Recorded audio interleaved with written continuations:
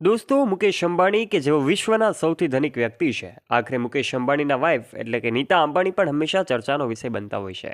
આમ તો અંબાણી પરિવારના દરેક સભ્યો, એમાં ખાસ કરીને વાત કરવામાં આવે તો મુકેશ અંબાણી, નીતા અંબાણી, અનંત અંબાણી હોય કે રાધિકા મર્ચન્ટ હોય, તમામ વ્યક્તિઓ ચર્ચાનો વિષય તો બનતા જ હોય છે. અંબાણી પરિવારના દીકરા દીકરીઓ લાઇમલાઇટની નજીક રહેવાનું પસંદ કરતા હોય છે.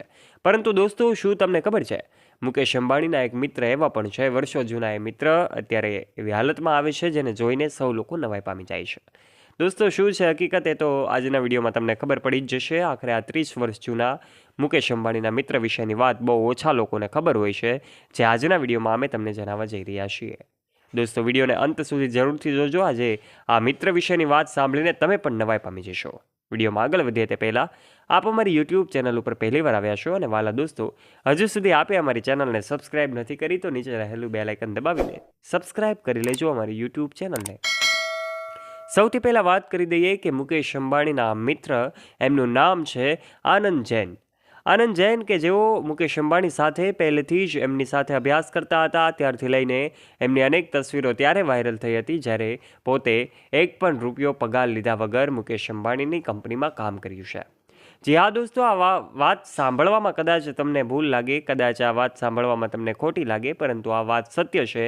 જ્યારે સ્વર્ગસ્થ ધીરુભાઈ અંબાણી છે, એવો પોતાની કંપની ચલાવી રહ્યા હતા, ત્યારે મુકેશ અંબાણીની સાથે આનંદ જૈન પણ એક પણ રૂપિયો પગાર લીધા વગર, એવું કહેવામાં આવે કે ત્યાં નોકરી કરતા હતા. રિલાયન્સની જવાબદારી મુકેશ અંબાણીએ આનંદ જૈનને આપી હતી, એટલા માટે આપી હતી કે જ્યારે સ્વર્ગસ્થ ધીરુભાઈ અંબાણીનું અવસાન થાય છે, ત્યારબાદ સમગ્ર કંપનીની જવાબદારી આનંદ જૈન ઉપાડી લેશે અને મુકેશ અંબાણી ઉપાડી લેશે.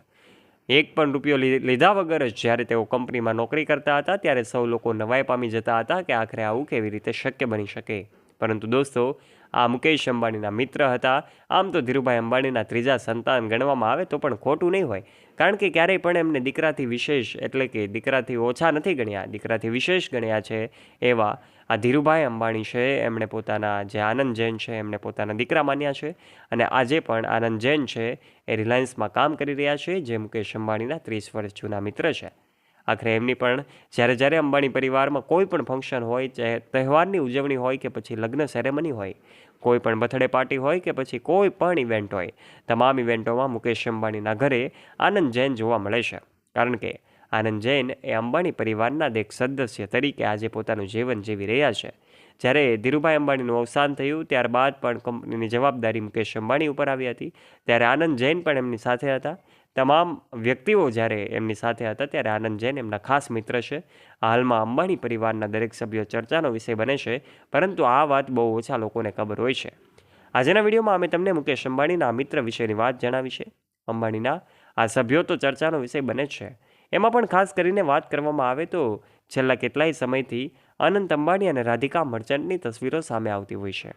તમને જાણીને એ પણ નવાઈ લાગશે કે મુકેશ અંબાણીના નાના દીકરા અનંત અંબાણી કે જેમની વહુ રાધિકા મર્ચન્ટ પણ ચર્ચામાં રહે છે, તો પછી અંબાણીનો સમગ્ર પરિવાર ચર્ચામાં રહે છે.